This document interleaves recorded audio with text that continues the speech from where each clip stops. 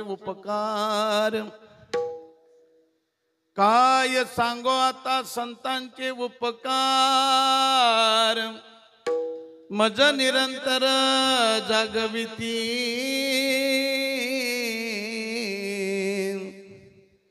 काय द्यावे त्यासी भावे उतराई ठेविता हा पायी जीव थोडा सहज बोलणे हित उपदेश करो निसायाच शिकविती काय द्यावे त्यासी भावे उतराई ठेविता हा पायी जीव थोडा तुका म्हणे वत्स धेनु वेचे चित्ती तुका म्हणे वत्स धेनु वेचे चित्ती तैसे मज येती सांभाळित काय द्यावे त्यासे भावे उतराई ठेविता हा पायी जीव थोडा महायोग पिठे तटे भीमरथा वरम पुंडरिकाय दातुल मुनींद्रहि समागत्य तिष्ठन्तमानंद कंदं परब्रह्मलिंगं भजे पांडुरंगं पांडुरंगकरो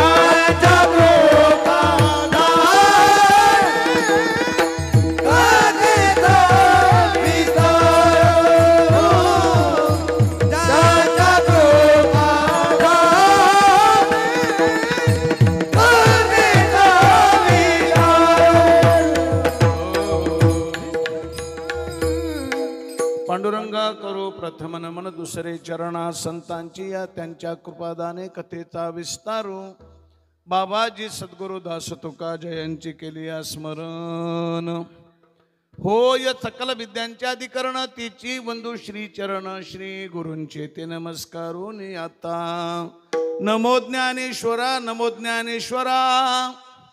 निवृत्ती उदारा सोपान देवा मुक्ताबाई नमो त्रिभुवन पावनी आद्यत्रय जननी देवांची मस्तक हे पायावरिया वारकरी संतांच्या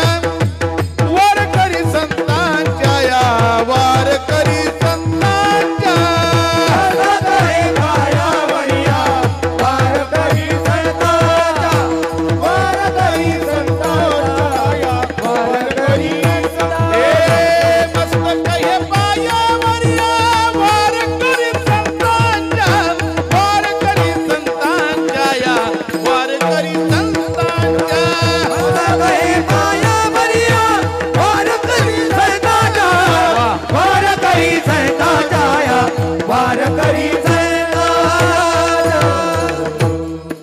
मस्तक हे पायावरी या वारकरी संतांच्या प्रथम ही गुरु को शीश नमावो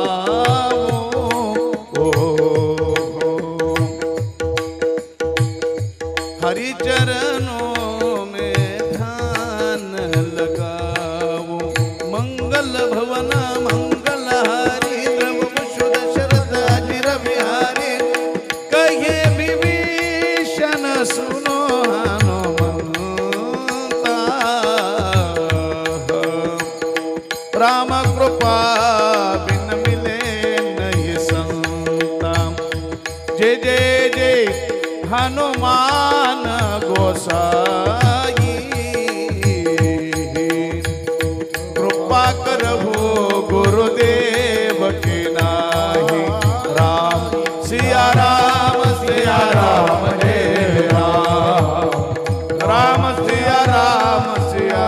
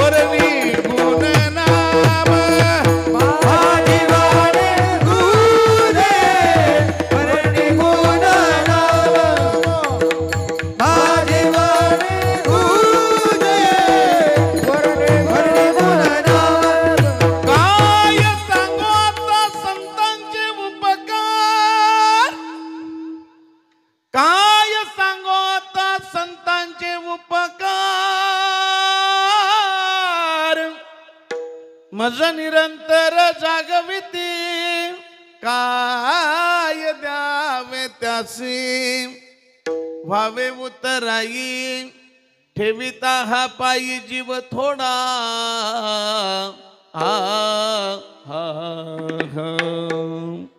आनंद कंद सच्चिदानंद घन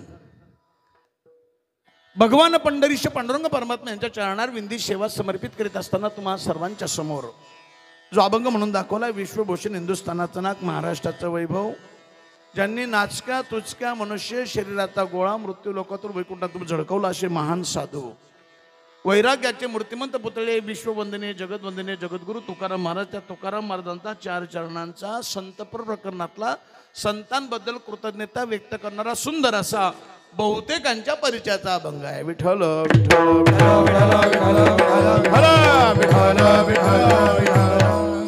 आजच्या अभंगाच्या माध्यमातून जगद्गुरु तुकाराम महाराज संतांबद्दल कृतज्ञता व्यक्त करतात। कृतज्ञता व्यक्त करत असताना शब्दांचा प्रयोग महाराज इतका सुंदर करतात। महाराज म्हणतात माझ्यावर संतांचे इतके उपकार आहे की मी शब्दात सांगू शकत नाही, शब्द पुरत नाही, शब्दांची नियमावली संपून जाते, वाचा खुंटीत होते, व्यंजन पुरत नाहीत। महाराज असं काय केलंय संतांनी? महाराज म्हणतात तर वाचच शिल्लक राहत नाही, शब्दच पुरत नाही, कोणत्या भाषेत बोलू? महाराज तुम्ही सांगितलं नाही तर आम्हाला कसं कळणार? पण महाराज म्हणतात वाचच शिल्लक कोणत्या? आणि सहज बोलता बोलता महाराज म्हणतात तो शब्द गेला मज निरंतर जागविती। कधी कधी असं होतं बोलण्याच्या ओघात एखादा शब्द आपल्याला वापरायचा असला तो शब्द जर वेळेवर आठवला नाही त्या शब्दाच्या मोबदल्यात असा शब्द वापरला जातो की त्याचं काहीच व्हॅल्यू नसतं। महाराजांना सुचलं नाही नेमकं सहज शब्द गेला मज निरंतर जागे। सगळे हसायला लागले। महाराज नुसतं जागे केलंय संतांनी तुम्हाला, तुम्ही खुशाल म्हणतात वाचा शिल्लक राहत नाही, बोलता येत नाही, वाचा खुंटीत होते, व्यंजन नुसतं जागे केलं तर? महाराज म्हणतात नुसते जागे नाही ना करत ते, गेली अनेक वर्ष मी प्रयत्न करतोय। त्या संतांनी केलेल्या उपकाराच्या मोबदल्यात मी काय दिल्याने उतरवले, अजून सोल्युशन नाही सापडलं मला. नवे नवे एका पारड्यात संतांचे उपकार, दुसऱ्या पारड्यात माझा जीव जरी ठेवला तरी जीव थोडा. ठेविता हा पायी जीव थोडा. महाराज नुसतं जागे केलंय तुम्हाला संत, तुम्ही अक्षरशः जीव द्यायला नाही घालत, नुसतं जागे केलं तर. महाराज म्हणतात नुसते जागे नाही ना करत, ते सहज आपल्या जीवनात येतात, बदल घडवण्याचा प्रयत्न करतात. त्यातही जर त्यांना सक्सेस झालेत, आपल्या स्वतःच्या संसाराची राख रांगोळी झाली तरी चालेल, पण साधकाच्या जीवनात उजळ पडतात. करोनी सायास शिकविती सहज बोलणे, हित उपदेश करोनी सायास शिकविती. म्हणून मला प्रश्न पडलाय, काय द्यावे त्यासी व्हावे उत्तराई, ठेविता हा पायी जीव थोडा. महाराज काय केलं तुमच्या संतांनी? जागवले आणि शिकवले. शिक्षण संस्था कमी आहेत का? काही काही एज्युकेशन संस्था इतक्या मोठ्या आहेत, विद्यार्थी जन्माला आल्यापासून पाहिजे ती डिग्री एकाच संस्थेत प्राप्त होते. काय केलं तुमच्या संतांनी? जागवले आणि शिकवले. महाराज म्हणतात तुमच्या एज्युकेशन संस्था कितीही मोठ्या असल्या, एखाद्या विद्यार्थ्याला शिकवतील, डिग्री प्राप्त करून देतील, नोकरीची जबाबदारी घेतील, लावली समजा नोकरी परमनंट करतीलच गॅरंटी. माझे संत एकतर जागवतात, नंतर शिकवतात आणि शेवटपर्यंत सांभाळण्याची जबाबदारी घेतात. कसे सांभाळतात? आईचा आणि मुलाचा दृष्टांत नाही दिला. जशी गाय रानात जरी चरायला गेली, तिच्या अंतकरणामध्ये वासराबद्दल हित दडलेलं असतं. तैसे मज येते सांभाळे तुका म्हणे वत्स. वत्स म्हणजे वासरू, धेनू म्हणजे गाय. तुका म्हणे वत्स धेनू वेचे चित्ती, तैसे मज येते सांभाळीत. म्हणून प्रश्न पडलाय, काय द्यावे त्यासे व्हावे उत्तराई, ठेविता हा पायी जीव थोडा. विठ्ठल विठ्ठल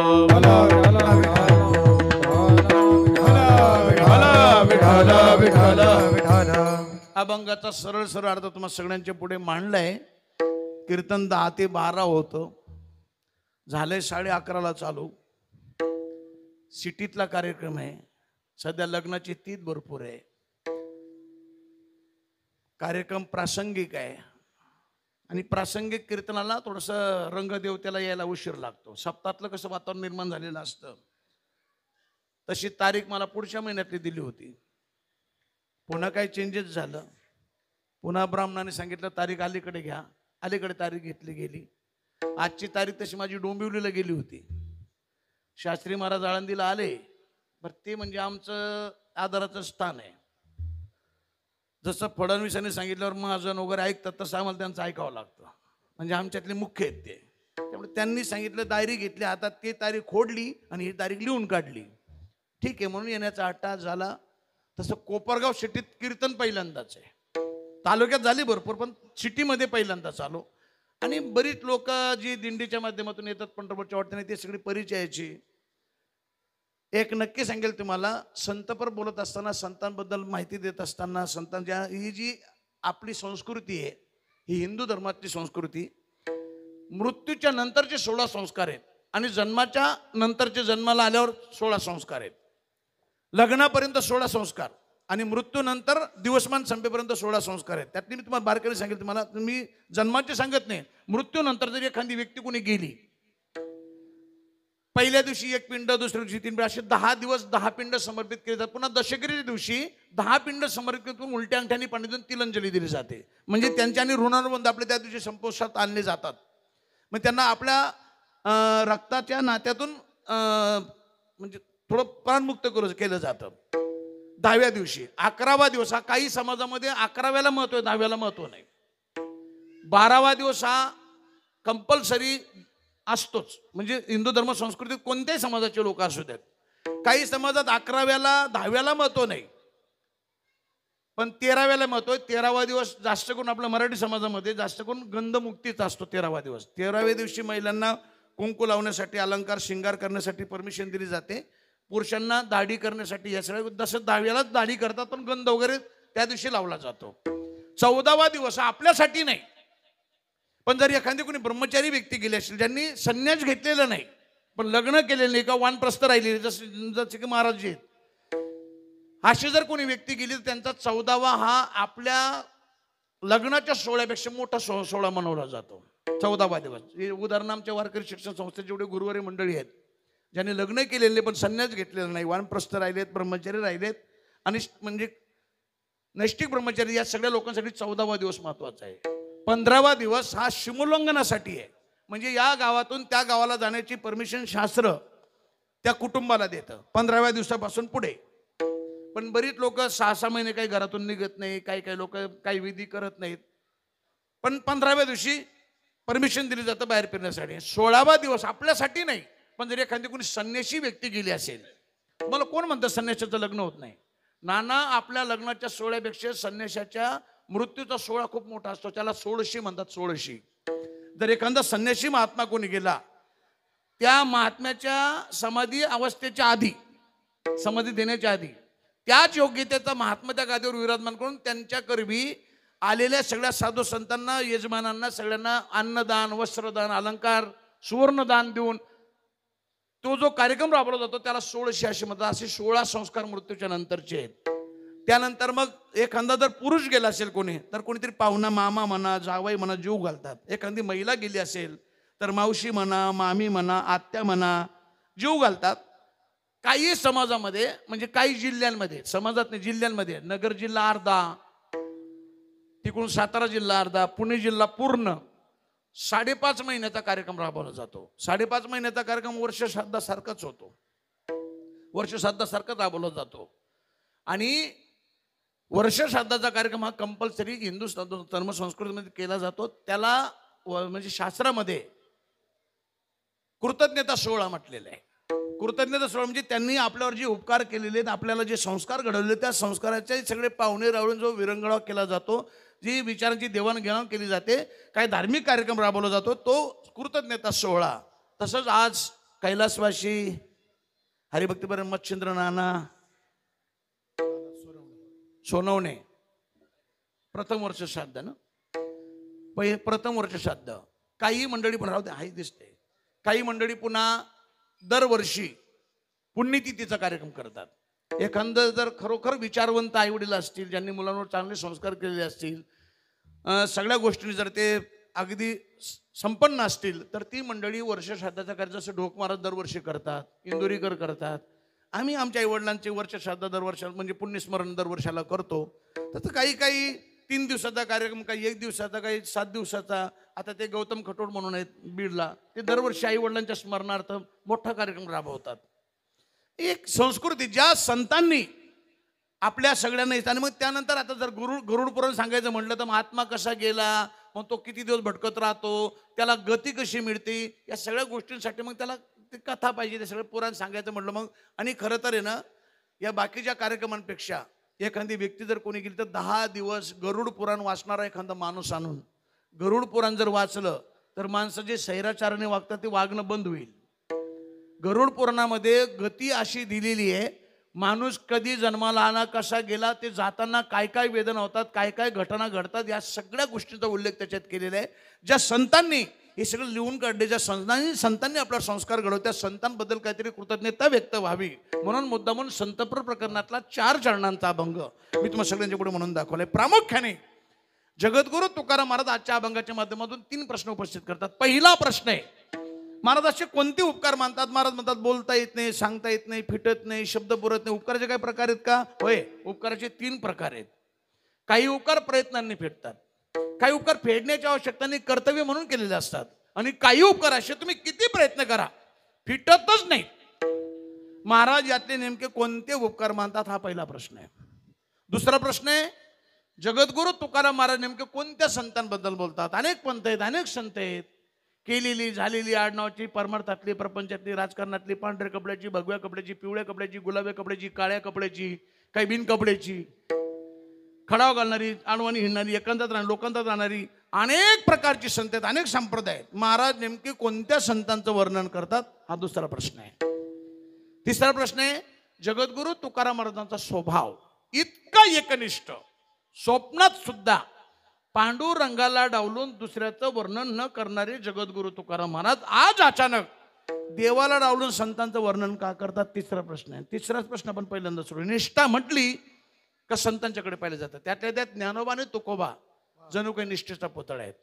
ज्ञानोबांची निष्ठा सांगू तुम्हाला. ज्ञानोबा सांगतात, देवा या भूतलावर तू सोडलं, मला दुसरं काहीच आवडेल. तुझी शपथ घेऊन सांगतो, तुझी अनवाही नगा देवराया तुझी अनवाही नगा देवराया तुझी अनवाही नगा देवराया तुझी अनवाही नगा देवराया हे बहुआवड सिद्धवा पासोनिया बहुआवड सिद्धवा पासोनिया बहुआवड सिद्धवा पासोनिया बहुआवड सिद्धवा पासोनिया कानडिया विठोबा कानडिया कानडिया विठोबा कानडिया कानडिया विठोबा कानडिया कानडिया विठोबा कानडिया निष्ठा तुझी शपथ सांगतो या भूतलावर तू सोडलं दुसरं काहीच नाही. निष्ठा म्हटली ना नाना निष्ठेला खूप महत्व आहे. राजकारण असेल समाजकारण असेल परमार्थ असेल प्रपंच असेल निष्ठावान माणसाला सुरुवातीला जरी त्रास झाला शेवट त्याचा विजय असतो. नाही तर काय कारण की निष्ठा असते सकाळी एका पक्षात संध्याकाळी दुसऱ्या पक्षात तिसऱ्या दिवशी अपक्षच उभा राहतोय. निष्ठा निष्ठेने निष्ठा म्हणतात त्याला. निष्ठावंत भाव भक्तांचा धर्म निष्ठावंत भाव भक्तांचा स्वधर्म भेदभाव सुखावू नाही निर्धाराई वर्म चुकावू नये निष्ठावंत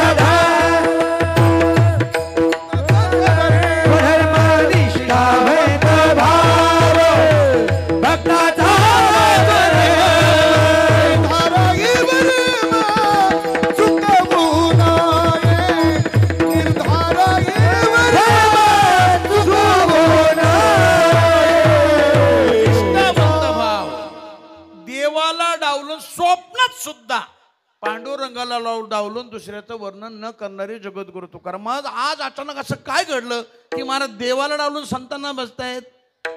त्याचं कारण सांगितलं. आता इथे बरीच जुनी वारकरी मंडळी बसलेली आहे.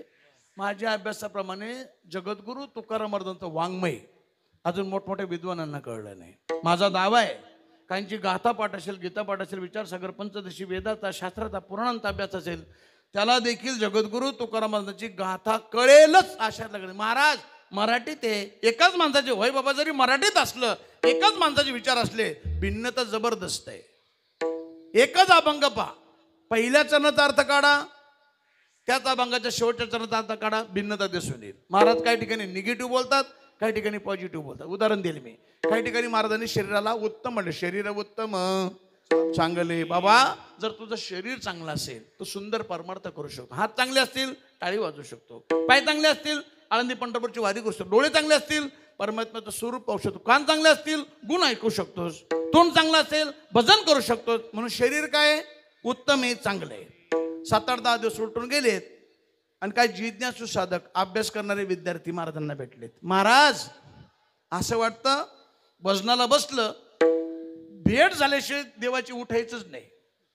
ध्यान धारणेला बसलं देवाची भेट झाल्याशिवाय उठायच. पण महाराज जास्त बसलं का गुडघे दुखतात पाठ दुखते झोप येते. जागरण झालं का ऍसिडिटी होते. शरीर परमार्थ करून शरीराबद्दल तुमचं काय. आता शरीराबद्दल महाराज निगेटिव्ह बोलतात. शरीर रोगाचे भांडार शरीर दुर्गंधीचे थार नाही अपवित्र शरीर किंवा मधाचा हा देना शिवंत मलमूत्रांचा बाधा वरी चर्म घातले रे कर्म कीटकांचा सांधा रव रव दुर्गंधी रे अमंगळ तिचा बांधा स्मरे त्या हरिहरा शरण जाई गोविंदा पर्य दे मदालसा सोहम जो जो रे बाळा. इकडे शरीर उत्तम म्हणतायत इकडे शरीर रोगाचं भांडार म्हणतायत. दुसरं उदाहरण देईल. काही ठिकाणी महाराजांनी संसारिक माणसाला धन्यता धन्य ते संसारिक दयावंत जे महाराज म्हणतात संसारिक माणूस तिन्ही लोकात श्रेष्ठ आहे. कारण की 4 आश्रमांचं पालन पोषण संसारिक माणूस करतो. चारी आश्रमांचं. म्हणून संसारिक माणूस काय धन्य आहे, धन्य आहे. 15 दिवस उलटून गेले आणि संसारात कंटाळलेली माणसं महाराजांना भेटतात. महाराज प्रयत्न चाललेत, यशच येत नाही.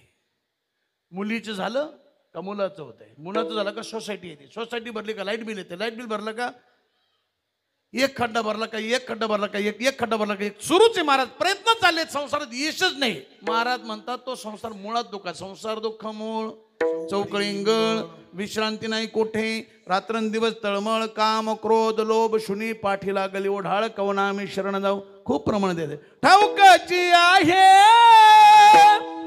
संसार दुःखाचा, ठाऊकाची आहे संसार दुःखाचा, ठाऊकाची आहे संसार दुःखाचा,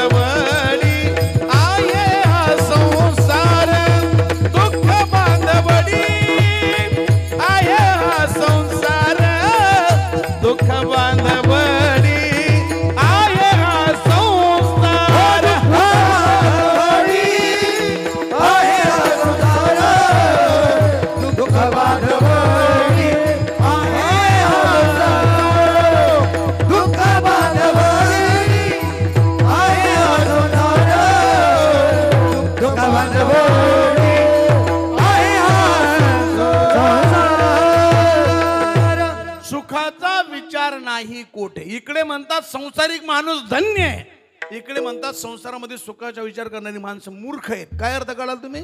म्हणून बऱ्याच वेळा बऱ्याच ठिकाणी आम्ही मंडळी सुद्धा प्रसंगानुरूप बोलण्याचा मानस आम्हा लोकांचा असतो, पण कधी कधी अनावधानाने प्रसंगाची आणि अभंगाची गाठच होते. असे बऱ्याच कीर्तनात प्रसंग घडतो की आम्ही प्रसंगावर बोलण्याचा प्रयत्न करतो, पण अभंगाची आणि अर्थाची गाठ नाही लागत.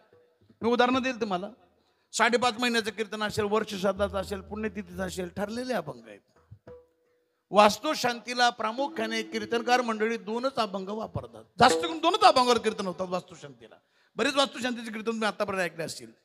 एक अभंग सगळ्यांना पाठे, जोडून या धन उत्तम व्यवहारे, उदास विचारे, वेचकरी उत्तमची गती, तो एक पावेल उत्तम भोगे. वास्तविक पाहता या अभंगाचा आणि वास्तुशांतीचा तिळभरही संबंध नाही. नाना कोर्टात केस टाका, जिंकून दाखवतो मी, काहीच अर्थार्थी संबंध नाही. हा आपण अभंग उपदेशपर प्रकरणातला आहे. उपदेश कोणाला?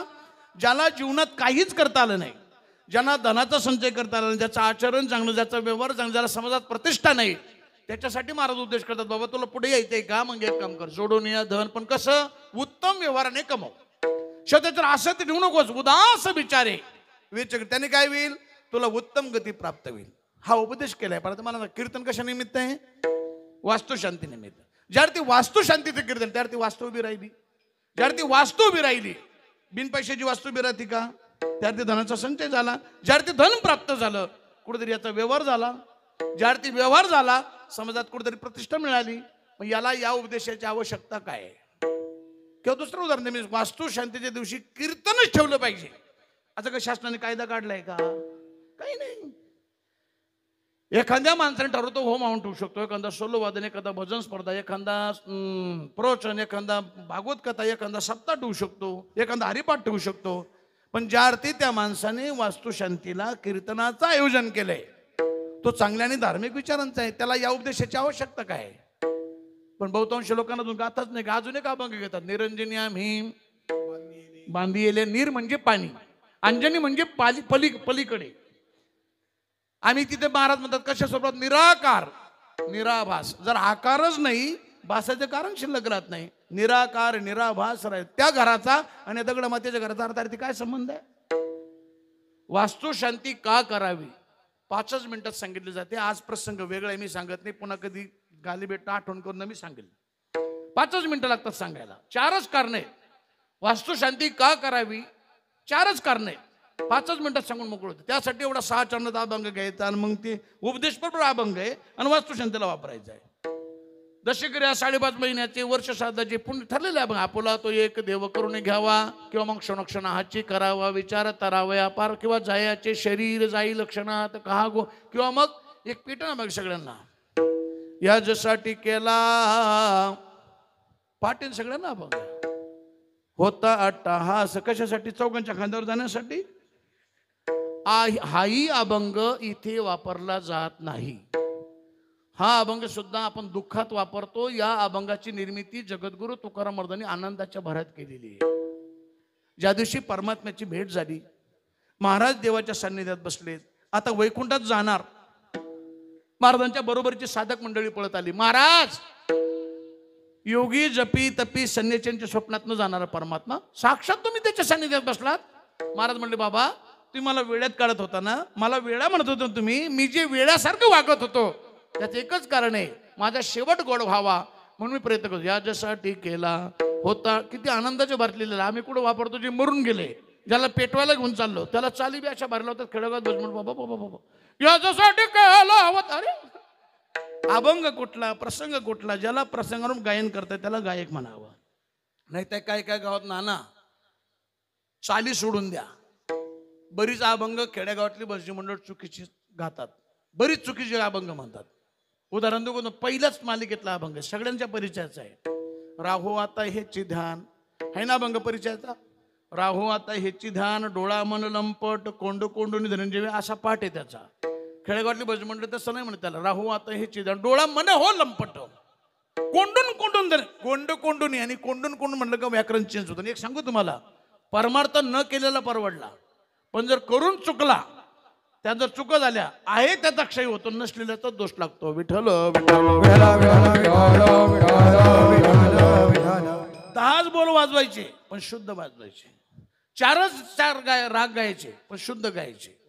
4च अभंगावर कीर्तन करणारी फेमस झालेली महाराष्ट्रातली डझनभर कीर्तन तुम्हाला मी सांगे कीर्तनकार. 4च अभंग महाराष्ट्र पिंजून काढला पण शुद्ध. याचं त्याच्यात हे त्याला दोष लागतो. दोष त्यातला जाऊ दे. आणि मी त्याच्या पलीकडे जाऊन महाराज एवढं जरी तुकोबारांची गाथा अवघड असली सर्वसामान्यांना तर कळतच नाही. आम्ही जरी रोज जगद्गुरु तुकाराम महाराजांच्या गाथ्यावर कीर्तन करत असलो आम्हाला सुद्धा गाथ्यातल्या प्रत्येक अभंगाचा प्रत्येक कडव्याचा अर्थ कळेलच अशातलं गणित नाही. महाराज मग कळणार नाही का. त्या उलट माझा दुसरा दावा ना असा आहे सर्वसामान्य माणसाला सुद्धा जगद्गुरु तुकाराम महाराज गाथ्यातल्या प्रत्येक अभंगाचा प्रत्येक कडव्याचा प्रत्येक शब्दाचा अर्थ सहज काढता येतो. त्यासाठी काय झालं पाहिजे माहिती का.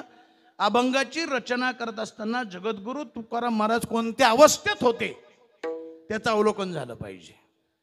अर्थ ऑटोमॅटिक डोक्यात येतो.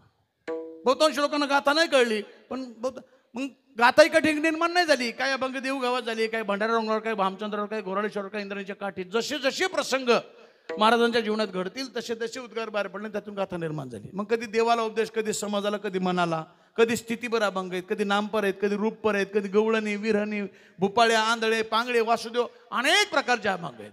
रूपाबद्दल महाराज इतकं सुंदर बोलतात. महाराज सांगतात देवा तुझं स्वरूप मला इतकं आवडतं सतत वाचना. हे देवा तुझं स्वरूप पाहत असताना पापणी जरी लवली उपटून फेकून द्या अशी वाटते. आवडे हे रूप गोजी रे सगुण आवडे हे रूप गोजी रे सगुण आवडे रूप गोजी रे सगुण आवडे रूप गोजी रे सगुण पाहता लोचन सुखावा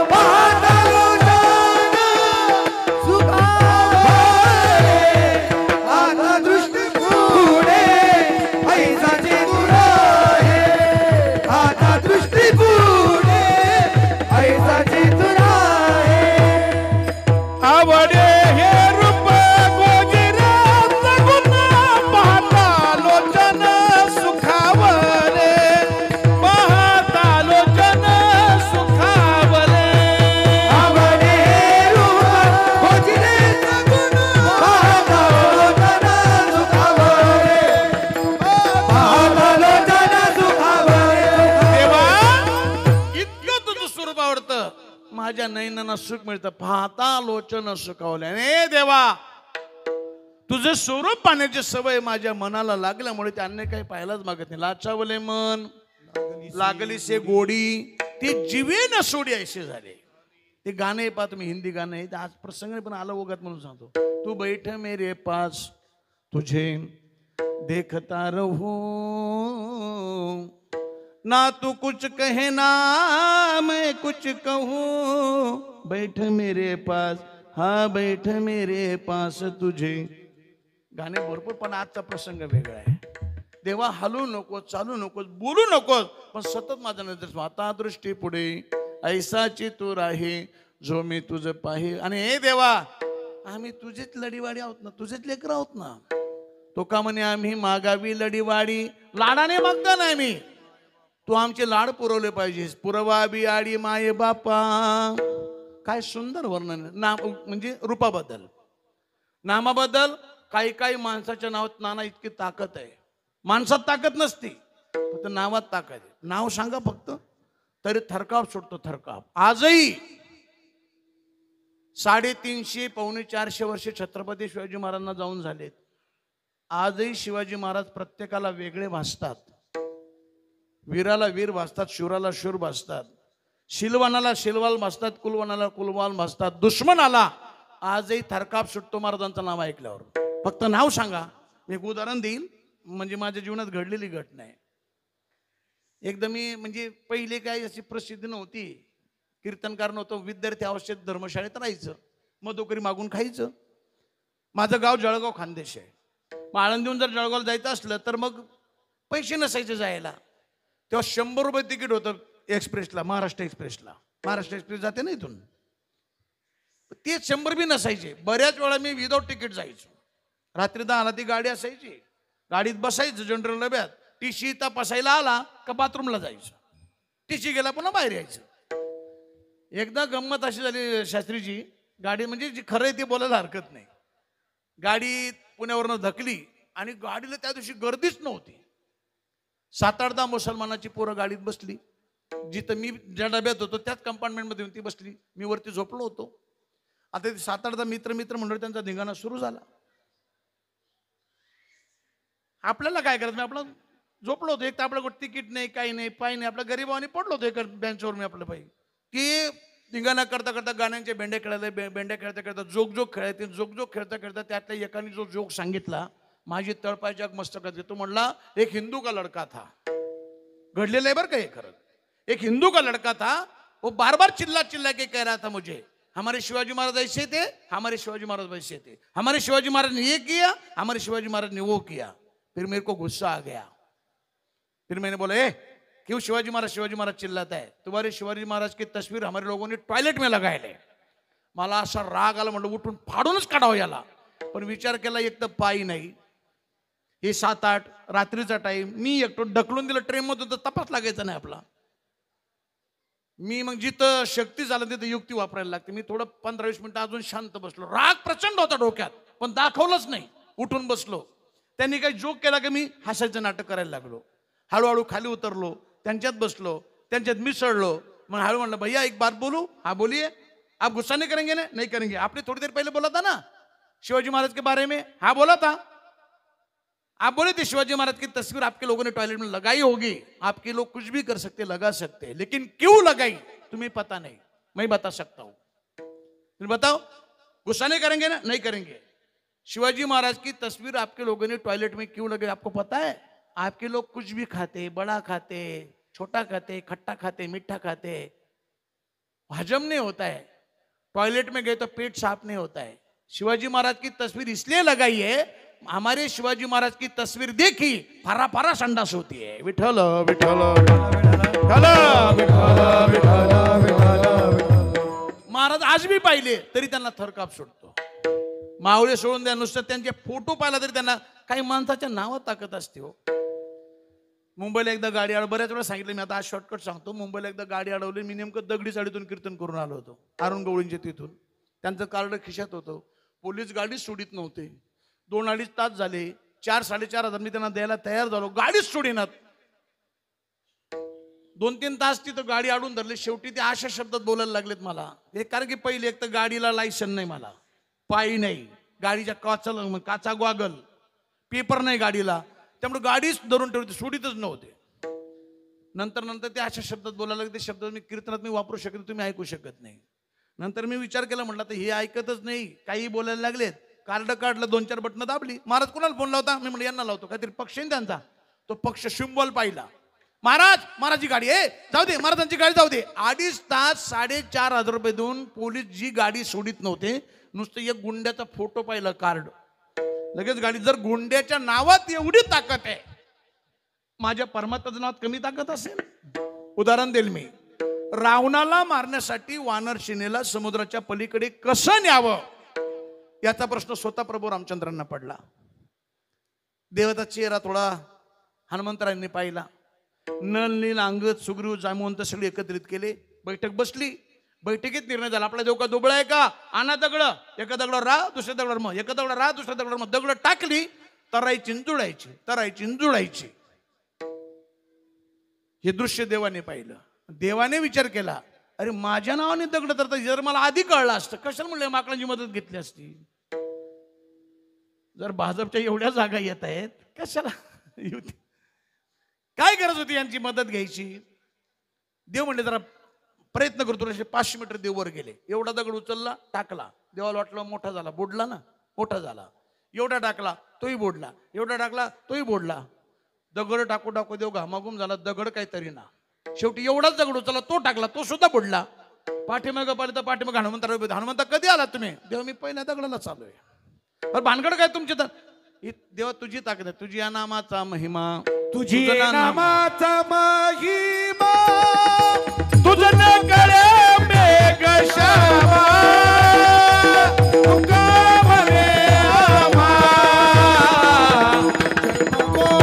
यासाठी तुझी या नामाचा महिमा, तुझं न कळे मेघ श्यामा, हो तुका म्हणे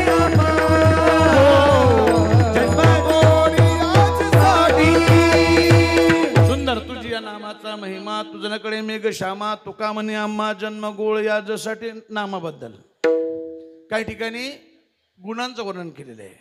गुण गायीन आवडी, गुण गायीन आवडी, गुण गायीन आवडी, गुण गायीन आवडी,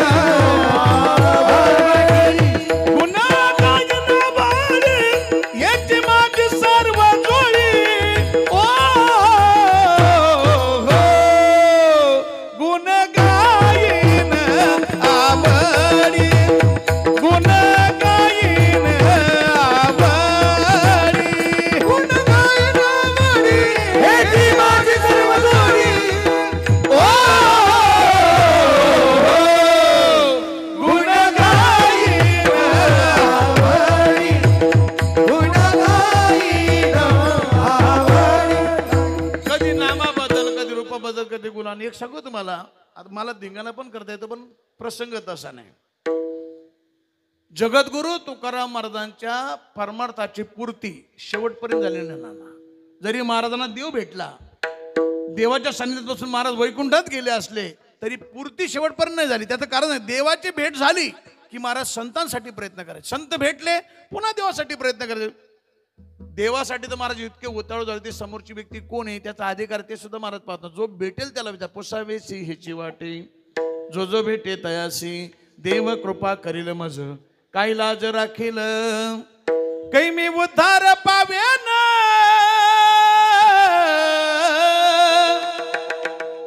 काही कृपा करील नारायण, ऐसे तुम्ही सांगा संत जन, करा समाधान चित्ता माझे. जो भेटेल त्याला विचार. संकाधिकांना भेटले, संतांना भेटले, नारदांना भेटले, मला देव भेटेल की नाही, माझा उद्धार होईल का नाही, देव मला भेट देईल का नाही. शेवटी संतांना दया आली, महाराजांना उचललं, डायरेक्ट देवाजवळ नेऊन बसवलं. रात्रंदिवस जन्मोजन्मी ज्या देवाच्या नुसत्या भेटीसाठी महाराज प्रयत्न करत होते, त्या देवाला डायरेक्ट देवाजवळ नेऊन बसवलं. फेस टू फेस मीटिंग झाली. नुसतं दर्शन नाही, लांबून मीटिंग झाली डायरेक्ट. महाराजांनी गप बसायला पाहिजे का नाही? समजा एखादा ग्रामपंचायत सदस्य, तुम्हाला महापालिका वाटत आहे ना, आपला नगर परिषद आहे, एखादा नगरसेवक साधा विभागात चांगलं नगरसेवकाने काम केलं, त्याचा थोडासा हौसला वाढला, मतदारांनी बी त्याला दुजारा दिला, त्याला वाटलं एवढं चांगलं काम केलंय मी, झेडपी पंचायत समिती बघू आता. झेडपी पंचायत समितीच्या म्हणजे तिकिटासाठी प्रयत्न करणारा कार्यकर्ता, पण पक्षश्रेष्ठींनी त्याचं काम लक्षात घेऊन, कार्यकर्ता चांगला लक्षात घेऊन त्याला डायरेक्ट विधानसभेचं तिकीट पाठवलं. डायरेक्ट विधानसभा आणि बिनविरोध झालं, डायरेक्ट आमदार झाला. मग आता आमदार झाल्यावर ते पण झेडपीची अपेक्षा करेल का तो? आणि जर केली त्या लोक शानं म्हणतील का? तीच गंमत महाराजांची झाली. ज्या देवाच्या नुसत्या भेटीसाठी रात्रंदिवस प्रयत्न करत होते, जन्मोजन्मी प्रयत्न करत होते, त्या देवा तो डायरेक्ट बसायला भेटला ना, तरी हात जोडले महाराजांनी. महाराज सांगतात, देवा मला माहिती तुमची भेट दुर्लभ आहे, योगी यांच्या ध्यानी ध्याताना तुळशी होतो, पण देवा दुर्लभ आहे भेट, पण मला माहिती आहे तुमची भेट जरी दुर्लभ असली, मला सहज झाली, तरी मी खुश नाहीये. महाराज मी चांगल्या चांगल्यांच्या स्वप्नात जाते, तुम्हाला भेटलोय. होय देवा मला माहिती आहे, हे पुण्य तू भेटलं म्हणजे सहज नाही भेटलं मला. संत दर्शनी हा लाभ, संतांची कृपा झाली, संतांनी प्रयत्न केले म्हणून देवा तुझी भेट झाली. आणि त्यातही सांगू देवा मी कशाने खुश आहे तुम्हाला? तुझ्या भेटीने खुश नाही मी देवा. जी संत मला भेटले, ज्या संतांनी तुझी गाठ घालून दिली, तुझी भेट करून दिली, त्या संतांमध्ये सुद्धा असा एखादा कोणी महात्मा ज्याच्या अंतकरणामध्ये द्वंद्व राहिलं नाही, अशा एखाद्या महात्म्याची भेट मला व्हावी, त्याची सेवा माझ्याकडनं घडावी, असं वर्म मला सांग देवा. ऐशी वर्मे माझ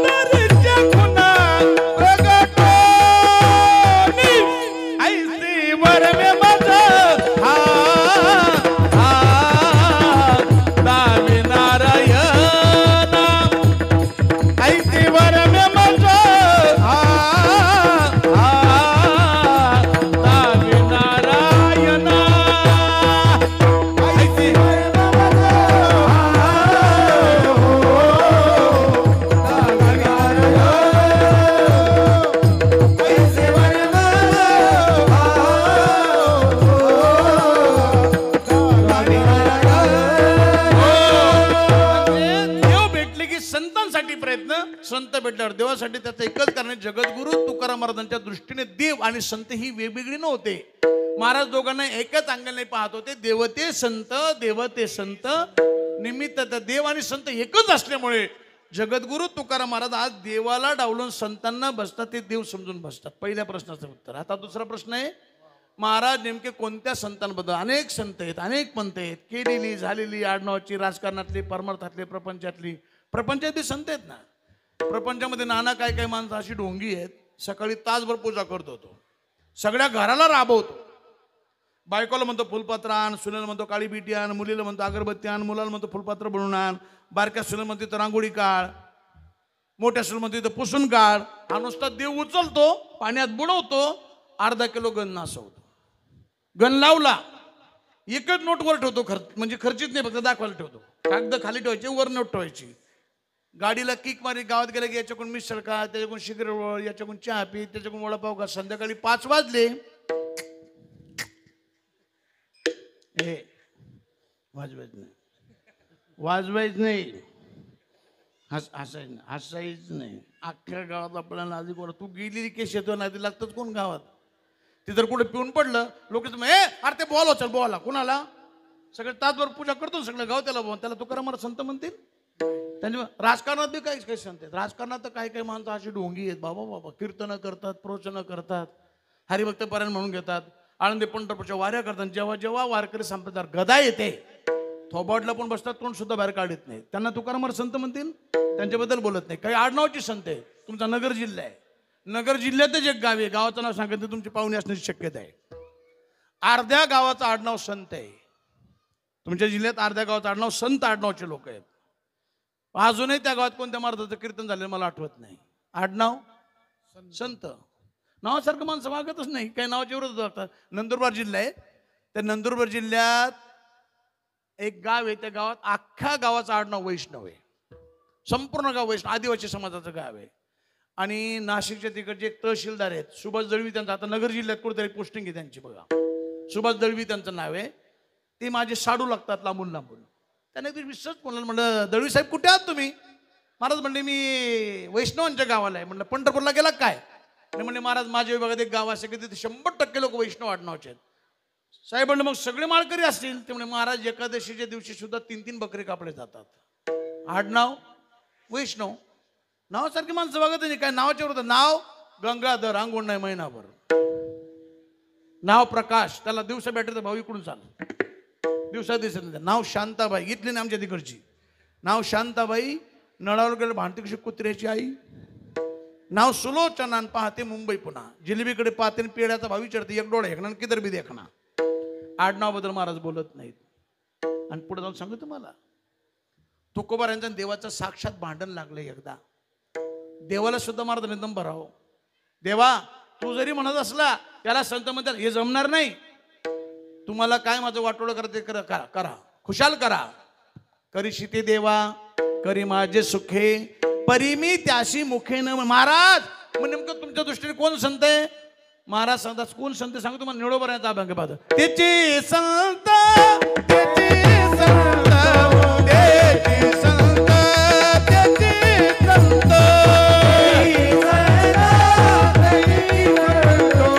त्याची संत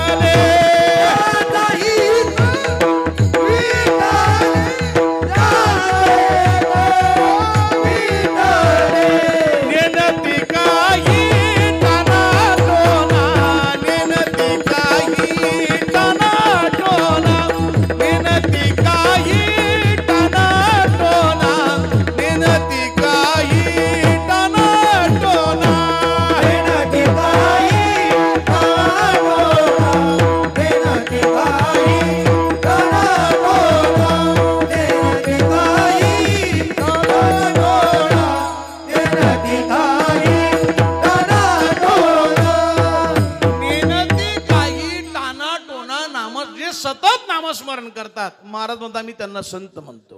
म्हणजे कोणते म्हणतात ते आता कोणत्या संप्रदायाचा असो ते आमच्या दृष्टीने संत आहेत. त्या संतांबद्दल महाराज. दुसरा प्रश्न होता. आता तिसरा प्रश्न आहे महाराज नेमके कोणते उपकार मानतात. मी मगाशी 3 प्रकार पाडलेत. काही उपकार फेडतात काही फेडण्याची गरज नाही काही फेटत नाहीत.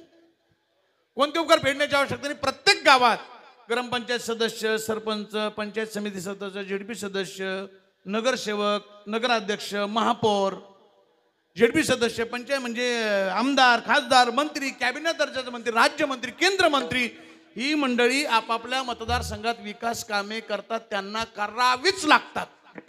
एक माणूस उठला महाराज आमच्या साहेबांचे आमच्या गावावर इतके उपकार आहेत आम्ही मेलो तरी फेडणार नाही. साहेबांनी घरची जमीन विकली का. जनतेचा पैसा जनतेसाठी खर्च केला. या उपकारांना फेडण्याची आवश्यकता नाही. कर्तव्य म्हणून केलेले उपकार आहेत. हे उपकार फेडण्याची गरज नाही. काही उपकार प्रयत्नाने फेडतात. समजा आता शास्त्री महाराजांची दिंडी आहे. आम्ही बऱ्याच वेळा दिंडीमध्ये जातो. शास्त्री महाराजांनी आग्रह केला महाराज यावर्षी तुम्ही अमक्या अमक्या तारखेला या आणि अमक्या अमक्या ठिकाणी कीर्तन करा. नेमकं त्या तारखेला मला जायला जमलं नाही. कीर्तनही करायला जमलं नाही. परतीला आळंदीला आलेत. महाराज आता तरी कीर्तन तरी नाही पण जाऊन नुसती भेट जरी घेतली त्यांची की मला अडचण आली होती शास्त्रीची, मी येऊ शकलो नाही, तरी सुद्धा त्यांना बरं वाटेल. हे नॉमिनल उदाहरण दिले. दुसरं उदाहरण, हे सफारीवाले तुम्ही मला सांगा, समजा तुमच्या नातीचं लग्न ठरलं, तुमच्या नातीच्या लग्नात हे आपले मूचवाले त्यांनी तुम्ही दिले 5 लाख, तुम्हाला देणार तर नाहीत ते, पण समजा दिले. त्यांच्या नातीच्या लग्नात तुमच्याकडे पैसे नाही, तुम्ही तांदूळ टाकला जरी 1000 राहिले तरी त्यांना समाधान वाटेल, काही का होईना माझ्या नातीच्या लग्नाला साहेब उपस्थित आहेत. म्हणजे केलेले उपकार उतराय होता येतात. प्रयत्नांनी काही उपकार फिटतात, आणि काही उपकार असे तुम्ही किती प्रयत्न करा फिटतच नाहीत. असे कितीतरी उपकार संध्याकाळपर्यंत सांग, एवढे उपकार आपण फेडू शकत नाही. मी त्रोटक उपकार तुमच्याकडून त्रोटक सांगतो तुम्हाला. पहिले उपकार आपल्यावर भगवान परमात्म्याचे आहेत. जेव्हा भगवान परमात्म्याने सुंदर शरीर दिले, शरीर म्हणजे सर्वसामान्य नाही, 84 लक्ष योनी, एका योनीत 1 कोटी वेळा जन्म घेऊन मग मनुष्य शरीर मिळतं. 1 कोटी गुणिले काळा की कसं, म्हणजे कॅल्क्युलेटर चालणार नाही त्याला. बरं जंक्शन आहे मनुष्य शरीरासारखं जंक्शन. काही होता येतं, नरकाची प्राप्ती करून घेता येते, वैकुंठात जायता येतं, देव होता येतं, संत होता येतं, पुढारी होता येतं, वारकरी होता येतं. शिवाजी महाराज माणूसच होते, ज्ञानोबारे माणूस होते, तुकोबारे माणसाच्याच वेशात होते. साक्षात भगवंताने सुद्धा अवतार घेतले. ते सगळी जरी देव असला तरी पण देव होता येतं ना, संत असून सुद्धा. देवाला सुद्धा काही होता येतं माणसाला. नरेंद्र मोदी होता येतं, बाळासाहेब ठाकरे होता येतं, शरद पवार होता येतं, अब्दुल कलाम होता येतं. ठरवता आलं पाहिजे. काय माणसं ठरवत नाही. बरं यूज अँड थ्रो आहे. नाना मला सांगा, गाड्या मागड्या गाड्या आल्यात आता मार्केटमध्ये. 2-2, 5-5 कोटीच्या गाड्या आहेत. समजा तुम्ही 50 लाखाची गाडी घेतली, 40 नंबर घेतला, तुम्हाला तीच गाडी बसायला आवडते, तुम्ही ती गाडी समजा दुसऱ्या गाडीत बसतच नाही. अचानक गाडी तुमची कुठेतरी धडकली, तुम्हाला काही लागलं म्हणून गाडीचं नुकसान झालं. तुम्ही घरचे म्हणायला लागले, नाना आता ही गाडी वापरू नका, दुसरी वापरा, जाऊ दे ही गाडी आपण रिप्लेसमेंट करून टाकू कंपनीला किंवा विकून टाकू रिपेअर करून. तुम्ही नाही माझा चॉईस नंबर आहे, गाडी मला हीच पाहिजे. तुम्ही शोरूमला फोन लावला, सांगितलं पैसे किती लागू द्यात, इन्शुरन्स कमी पडला मी देईल, पण गाडी जशी होती तशी बनवून पाहिजे. भेटणार का नाही गाडी बनवून? कंपनीला काय, त्यांनी शोरूमला ती गाडी लावली, पटकन पार्ट जेवढे डॅमेज होते तेवढे काढले, नवीन पार्ट टाकले, गाडी पुन्हा जशी होती तशी बनवून भेटते. कोणत्याही कंपनीची गाडी असली तरी ती बनवून भेटणार. जगाच्या पटकन एकच कंपनी अशी आहे, त्या कंपनीत मॉडेल पुन्हा रिपेअर होत नाही. त्या कंपनीचं नाव आहे संत अँड विष्णू कंपनी, आणि त्याचं प्रोडक्शन आपण सगळे आहोत. आता तुमच्यातलंच मॉडेल साधं नाही, rough and tough, Mahindra and Mahindra. जोरात गाडी धडकली, चाक मोडलं. एकच चाक आहे ना, आता मला मोडलं समजा चाक, भेटेल काय ओरिजिनल चाक? तुम्ही सगळ्यांनी वर्गणी काढल्यावर नाही, तुमच्या आमदारांनी मदत केल्यावर, खासदारांनी मदत केलं. खासदार कोण हे आहेत का तुम्हाला? वागचौरे आहेत ना? हां, चांगला माणूस आहे, भारी माणूस. कोणी जाऊ दे त्याच्याकडे, नाही म्हणणारा माणूस नाही. केली समजा त्यांनी मदत, भेटेल का? नाही भेटणार. मुख्यमंत्र्यांनी मदत केल्यावर, दोन्ही उपमुख्यमंत्र्यांनी मदत केल्यावर नाही. पंतप्रधान भाई और बहनों, बेचारे महाराज 2 घंटे एक टांग पे खड़े होकर कीर्तन करते, हम आज सरकार की ओर से महाराज जी को एक टांग प्रदान करते, मिलेगा नहीं? आदर्श टाकल्यावर 2G श्रेप्टम, सिंचन, चारा, युरिया, कोळसा, घरकुल, महाराष्ट्र सदन, चिक्की, बिस्किट, उंदराचं औषध, 100 कोटी, 50 खोके, अख्ख्या जगाची संपत्ती जरी एकत्रित केली, भले 24 कॅरेटचं भेटेल, पण ओरिजिनल नाही. अशा अनमोल किमतीचं शरीर त्या परमात्म्याने विनामध्ये फिरतील त्याचे उपकार. जेने हा जीव दिला दान, करीत चिंतन, जग जीवन नारायण, काही न गुण कयाचे.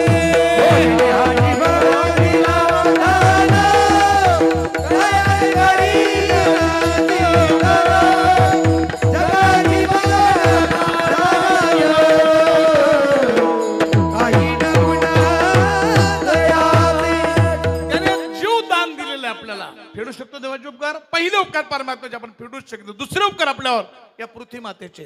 कोणी बूट घालून तोडते, कोणी चपला घालून, कोणी वीर खाणते, कोणी बोर खाणते, कोणी जिशिबीने खाणते, कोणी भिजवते, कोणी पेटवते, तरी सुद्धा पृथ्वी माता बिचारी पिकते आणि आपल्या सगळ्यांचा उदरनिर्वाह करते. नाना कितीही एअर कंडिशन रूम मध्ये बसणार असू दे, त्याला शेतीच माहित नाही, त्याच्या ताटात सुद्धा संध्याकाळी या भूमिमातेने पिकवलेलंच जात आहे. पण पृथ्वीचे उपकार आपण फेडू शकत नाही. तिसरे उपकार आपल्यावर गंगा मैयेचे आहेत. गंगेचा एक स्वार्थ आहे, उगमस्थानापासून पाहुणे समुद्र जाऊन मिळणे. पण रस्त्यात जाताना सगळ्यांवर परोपकार करतं. का फेडीत पापताप, पोखीत तिरीचे पादप, समुद्रा जाय आप गंगेचे जैसे. गंगेचे उपकार आपण फेडू शकत नाही. ज्यांची कोरडवाहू शेती त्यांना 15-15, 20-20 एकर असू सुद्धा असे बसतात. 3 एकर असू द्या आणि बागायती असू द्या तरी ते मस्त 4 व्हीलर मध्ये फिरते. ताकद आहे ताकद. गंगा तुम्हाला तर गोदावरी मैया आहे, नद्यांची राणी आपल्या म्हणजे महाराष्ट्रातून. गंगेचे उपकार नाही पेटू शकत आपण. चौथे उपकार आपल्यावर चंद्राचे आणि सूर्याचे आहेत. सूर्यनारायण भगवान जर वेळेवर तळपला नसता आपण थिजून मेलो असतो, आणि जास्त तापला असता तर जळून मेलो असतो. संतुलन ठेवतोय ते बरोबर, जेवढं सण होईल तेवढंच सोडतोय. आणि चंद्राच्या शीतल अशा प्रकाशामध्ये आपण जन्माला आल्यापासून आज तागायत वावरत आहोत. कधी चंद्राने लेटर पाठवले तुम्हाला? एवढे वर्ष तुम्ही ज्या प्रकाशामध्ये वावरत असतो, एवढे वर्षाचं बिल थकीत आहे, जर भरलं नाही अन्यथा तुमचं कनेक्शन कट केलं जाईल. कधी आलंय लेटर? कधीच नाही येणार. चोराला तेवढंच उजळ, सज्जनाला तेवढंच उजळ, दुर्जनाला तेवढंच उजळ. चंद्राचे उपकार नाही पडू शकत आपण. नाही ते वितरण कंपनी पहा, एक त्यांचा पुरवठा वेळेवर नाही, लाईट बिल उलटी पालटी. ना माझे 5 मीटर घरगुती आहे, 5 मीटर पैकी एकही मीटर माझा डॉक्युमेंटला चालत नाही. ते कमर्शियलचं जोडायला लागतं मला, कारण की नावं सगळ्यावर चुकीची टाईप केलेली आहेत. 1 मीटर माझं नाव लक्ष्मण आहे तर लक्ष्मण झाले लक्ष्मण. 1 मीटर आडनाव पाटील आहे तर पटेल झाले. 1 मीटर बायकोच्या नावावर तिचं नाव रंजना आहे तर रजनी झाले. सगळे मीटर चुकीचे. आणि एकदा तर मला घरगुती बिल एकाच मीटरचं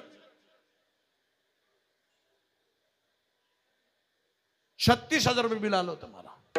मी आपलं कुठून तरी आलो ऑफिसमध्ये, पाहिले सगळे आले, काही लेटर पाहत असतो ऑफिसमध्ये गेल्यावर.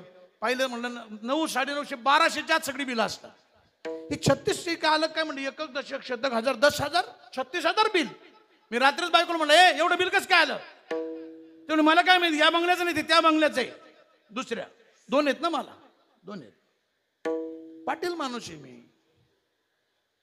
2 आहेत म्हणजे तुम्ही गैरसमज करून घेऊ नका. मस्तीनं नाही झाल्या त्या प्रारब्धानं झाल्या. नाही तर लोक म्हणतील कीर्तनकार असून 2-2 करता का? परमार्थ करणं लय अवघड आहे. तुम्हाला सोपं वाटतं तेवढं सोपं नाही परमार्थ. परमार्थ करत असताना अडचणी खूप येतात. 2 का केल्या आता सांगायला वेळ नाही, पण आता तुमचा गैरसमज म्हणून सांगतो 2 मिनिटात. पहिल्या बायकोला मुलगा झाला, तो मुलगा 2.25 वर्षाचा झाला. चुलत बहिणीचा साखरपुडा म्हणून ते तिकडे गुलाबराव पाटील आहेत ना, पाणी पुरवठा मंत्री, त्यांची भाची तिकडे गेली होती त्यांच्या गावाला. आता ती पोरग कोणी उचलायचं आणि घेऊन जायचं. 8-10 दिवस तिथं राहिली, सगळ्यांना लढा लागला त्याचा. एक दिवशी हिचं पोट दुखतं म्हणून सकाळी झोपून गेली. तिला वाटलं साखरपुडा तिकडे गेला असेल पोरग कोणाबरोबर तरी.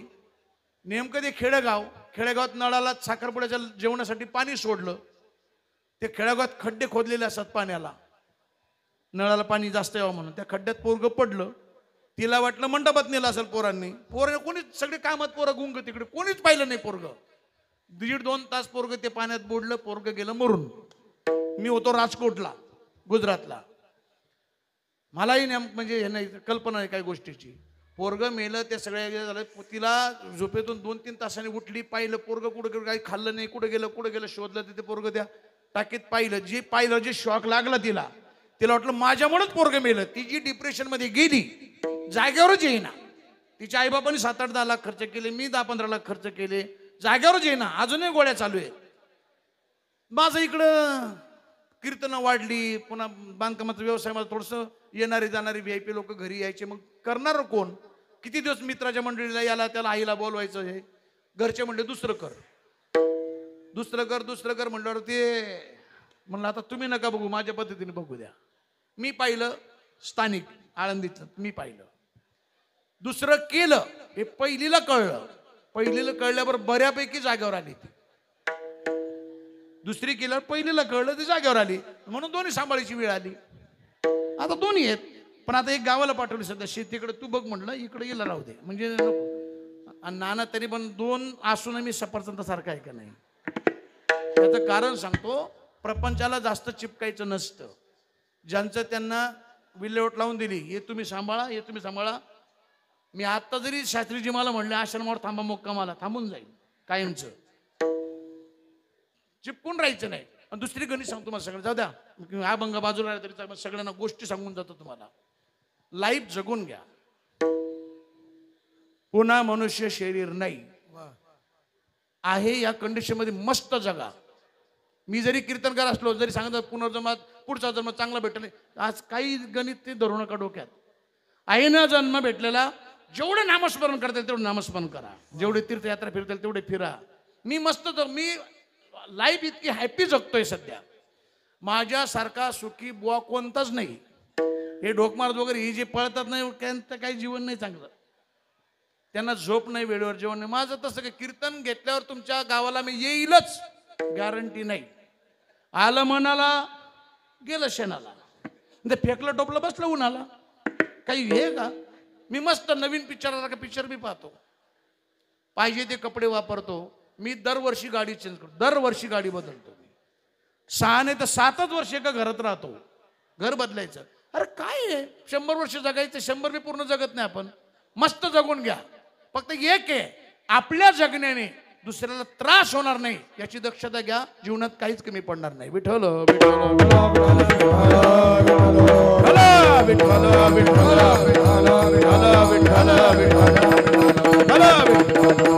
संत्या दुसरीला म्हणलं, त्या आता सकाळी मी आनंदीत मोटरसायकलवर असतो, गाडीला किक मारली, पलीकडच्या गल्लीत त्या बंगल्यात गेलो. म्हणलं काय ग, एवढं काय वापरलं तू, कस काय एवढं लाईट बिल आलं. तुम्ही जरी आता गेलात आणि जर विचारलं महाराज कुठे गेले, आवाज थोडासा आहे, जर महाराज कुठे गेले तुम्हाला ते विचाराने कुठून आले, काय काम आहे, एकदम म्हणजे बोळ आहे. ती म्हणलं मला माहित नाही काय बाबा. मी MSCBच्या ऑफिसात गेलो, तिथे कोल्हापूरच्या तिकडचं पाटील आडनावचं म्हणजे इंजिनियर होतं, पोरकसच होतं. साहेब म्हटलं मला लई बिल आलं हो. ते म्हणले पहिले तक्रार फॉरवर्ड करण्याच्या आधी बिल भरा, मग तक्रार फाडू केली जाईल. म्हणलं काचा फोडल्यावर मारा तुम्ही का, थांबा वायरमन पाठवतो. वायरमन आला, ते माझ्या मीटरवरचे आकडे आणि त्या बिलावरचे आकडे मॅचच होत नव्हते. माझ्या घराच्या पाठीमागे अजून एक स्थानिक घर आहे, वर्कशॉप होतं एकाचं, त्याचं 6 महिन्याचं सगळं बिल मला 36,000, मला 950 माझं त्याला, ती भरून मोकळं झालं. नंतर मी चाकणला गेलो, चाकणला साहेबाला 500 दिले, ॲफिडेविट करून दिलं वकिलाकडनं, तेव्हा ते बिल दुरुस्त. चंद्राचं बिल आले का तुम्हाला चुकून, एवढं भरा, नाही तर कनेक्शन कट होईल. कधीच नाही. म्हणून चंद्राचे आणि सूर्याचे उपकार आपण फेडू शकत नाही. आणि लास्ट सांगतो, लास्ट आपल्या वेळ झाले, आता जास्त वेळ तिकडे जात नाही. लास्ट, माझ्या अभ्यासाप्रमाणे आई बापाच्या उपकारातून उतराय झालेला मुलगा अजून जन्माला यायचा आहे.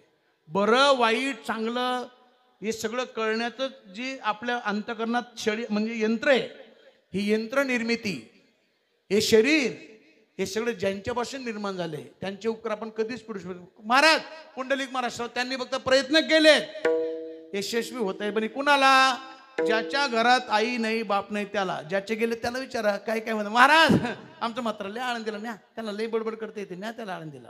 कसं आकाशातून पडलं म्हणून अधोगती आहे. दुसरे गणित सांगेल तुम्हाला मी. पूर्वी एवढा विकास नव्हता, एवढी शेती पिकत नव्हती, जात्याचे दळ नव्हते, गिरणी नव्हत्या पिठाच्या, काहीच नव्हतं, पैसा नव्हता, एवढी सुशिक्षित लोक नव्हती. काही काही लोक बिचारी अर्धपोटी उपाशी झोपायची, तशीच झोप लागून जायची, पण पडल्या पडल्या झोपायची. मात्र आताची कंडिशन अशी आहे, पैशाला कमी नाही, विकास आहे, प्रतिष्ठा आहे, सगळ्या गोष्टी आहेत. 2-2 गोळ्या घेऊन सुद्धा झोप येत नाही. त्याचं एकच कारण आहे, ज्येष्ठांचा अवमान वाढलाय. कुणाला कळली आई, कुणाला कळला बाप. आणि महाराज मी तर नेहमी सांगत असतो, आज बी वाद येत नाना चालू आमच्या संप्रदायात बी. आईचे गाणे म्हणू नका, शिवाजी महाराज सांगू नका, धर्मवीर संभाजी महाराज सांगू नका. अरे मग सांगायचं तरी काय, नामा म्हणेन, निळा म्हणेन, तुका म्हणेन, ग्रंथ वाचणारे लोक नाहीत का, सगळं वाचून काढले लोकांनी. पण जेणेकरून वेगवेगळे दाखले देऊन, माझं तर असं मत आहे, कीर्तनकार, डॉक्टर, वकील, पोलीस आणि शिक्षक, आमच्यावर समाजाची खूप मोठी जबाबदारी आहे. माझं असं मत आहे, पत्रकार बंधू किंवा कीर्तनकारांना, एखादी काल्पनिक गोष्ट आहे पण ती जर समाजाला प्रेरणा देणारी असेल तर ती अवश्य मांडावी, विस्तारपूर्वक मांडावी. एखादी खरी घटना आहे पण समाजाच्या अंतर्गत विकार निर्माण करणारी आहे, ती घटना समाजापुढे मांडू नये, पत्रकारांना सुद्धा छापू नये. अलीकडे पत्रकार TRP साठी नको नको त्या गोष्टी करतात, नको हे वाढ होण्याचं काम पत्रकारच करतात. खरं पत्रकार बंधूंनी काही थोडेसे संयम पाळले पाहिजे. आता आमचे बरेच कीर्तनकार आई माझी गाणे म्हणतात, आईचं गाणे म्हणतात, बापाची गाणे म्हणतात. मी म्हणतो काय म्हणू दे ना, त्याने काय परवडतं 5 मिनिटाने. जर एखादा माणूस त्यांच्या त्या गाण्याने आकर्षित होऊन आईबापाला न मानणारा जर तो आईबापाच्याकडे आकर्षित होत असेल तर ते गाणं त्याचं सार्थकी लागलं. समजा काय इथं भिडतं ते गाणं, काय वर्णन आहे महाराज. आई माझी मायेचा सागर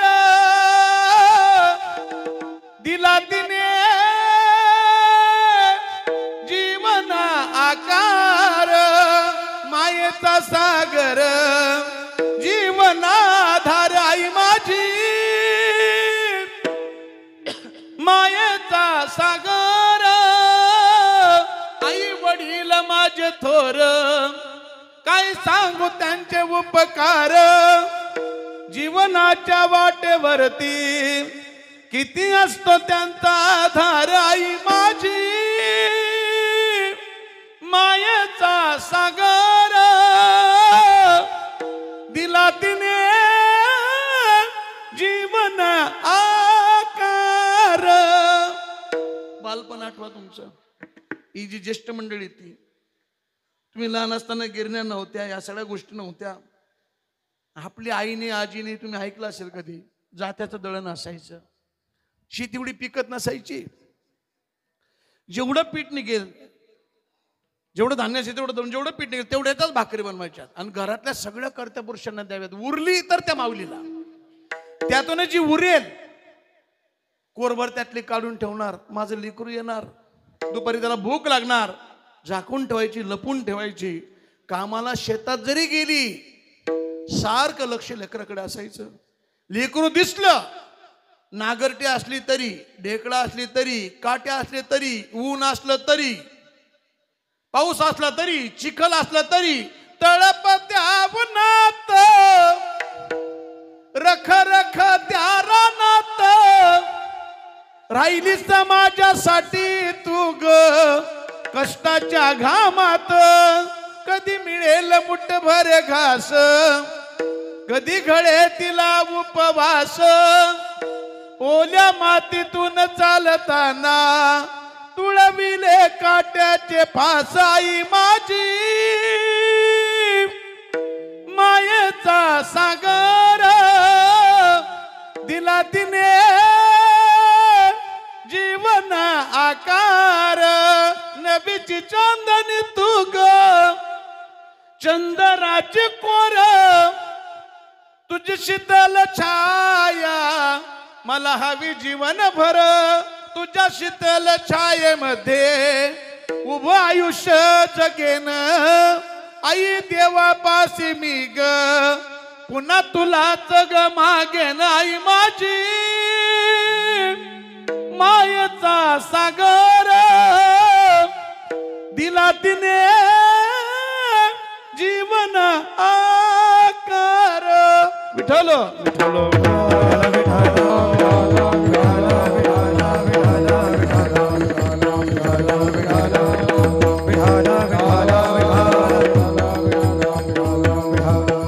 कोणाला कळली आई.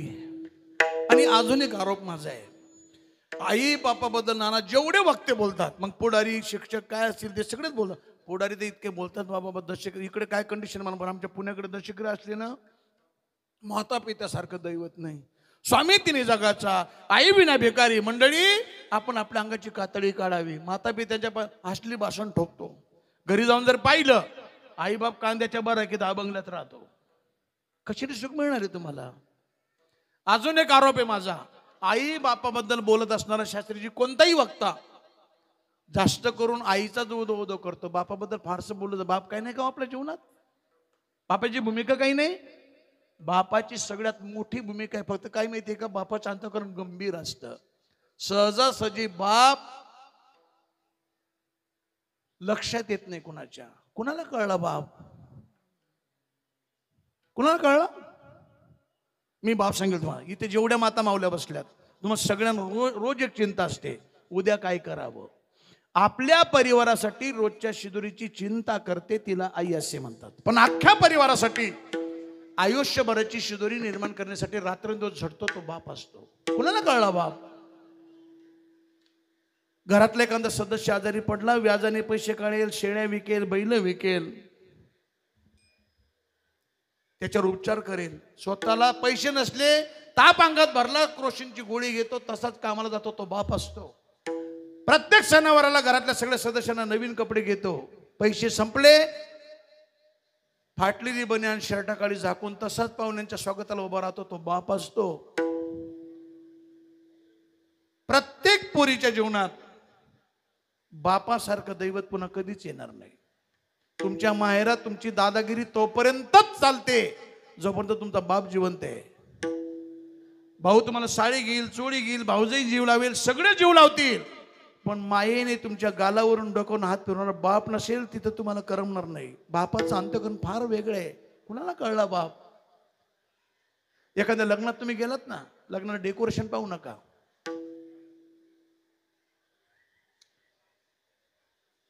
नवरी मुलाच्या बापाचा चेहरा पहा. दिवसभर गेटवर उभा राहतो, सगळा खर्च त्याचाच, जो येईल त्याच्यापुढे हात जोडतो. संध्याकाळपर्यंत कसा तरी दम धरून स्वागत करतो सगळ्यांचं. लग्न लागलं, आता मुलगी गाडीत बसायला जाणार, मग मात्र त्याचं अंतकरण भरून येतं. बाण फुटतो त्याचा, बांधल्या पेंडीचा सुटलाचे आळा, तृण रानो माळा पांगलेशे, या न्यायाने ते दसा दसा होसका बोसकी रडतो. हळूच जावयाजवळ जातो, हात जोडतो, सांगतो आपल्या पोरापेक्षा कमी वयाचा जावई, फेटा बांधलेला असतो, फेट्या सकट पायावर नतमस्तक होतो. जावाई बुवा, तळाताच्या पोळासारखं लेकरू सांभाळलंय मी, काही गोष्टी येत नाहीत तिला, जीव लावा, सांभाळून घ्या. लाडात वाढलेली पोरगी माझी, ती बापाचं अंतकरण आहे. एखाद्या भावाच्या पोटी जन्माला आलेली मुलगी, तिला वाढवावी कशी, घडवावी कशी, नटवावी कशी, कशी देखणी दिसावी, तिचं राहणीमान कसं असावं, तिच्यावर काय संस्कार, ही चिंता आईला आहे.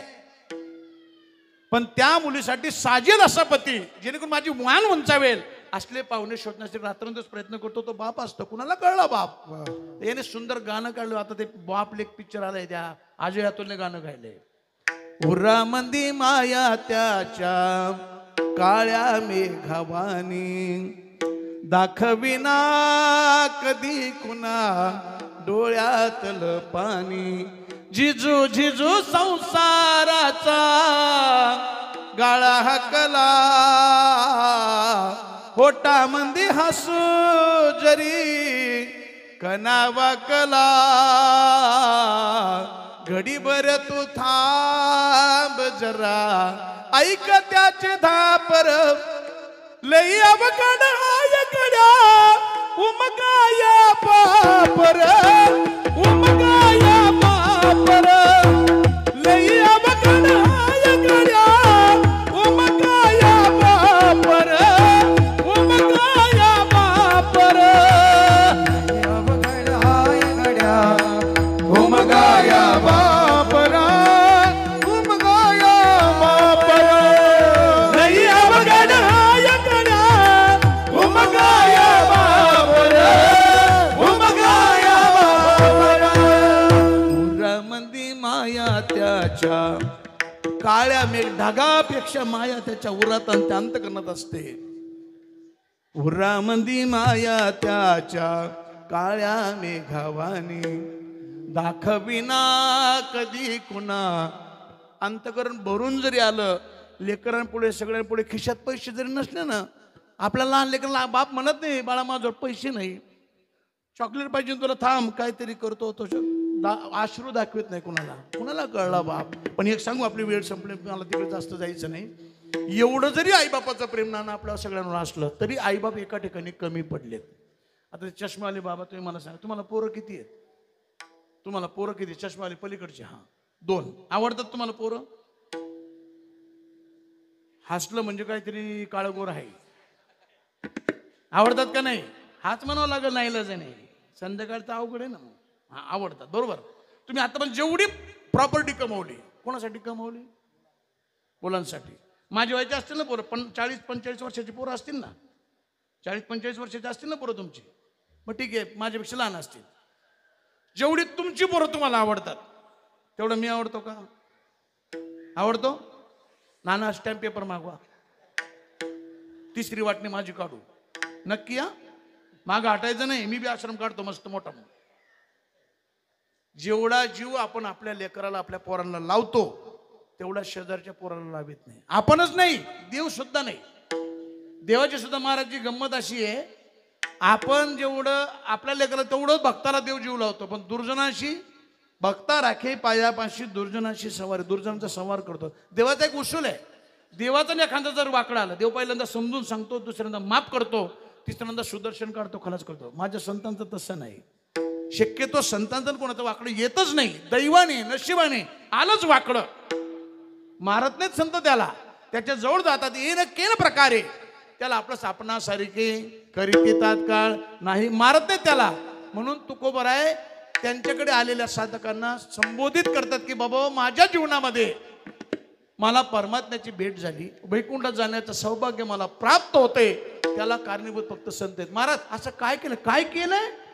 अरे मी शब्दात वर्णन करू शकत नाही, इतके उपकार माझ्यावर. महाराज नेमकं केलंय काय? महाराज मज निरंतर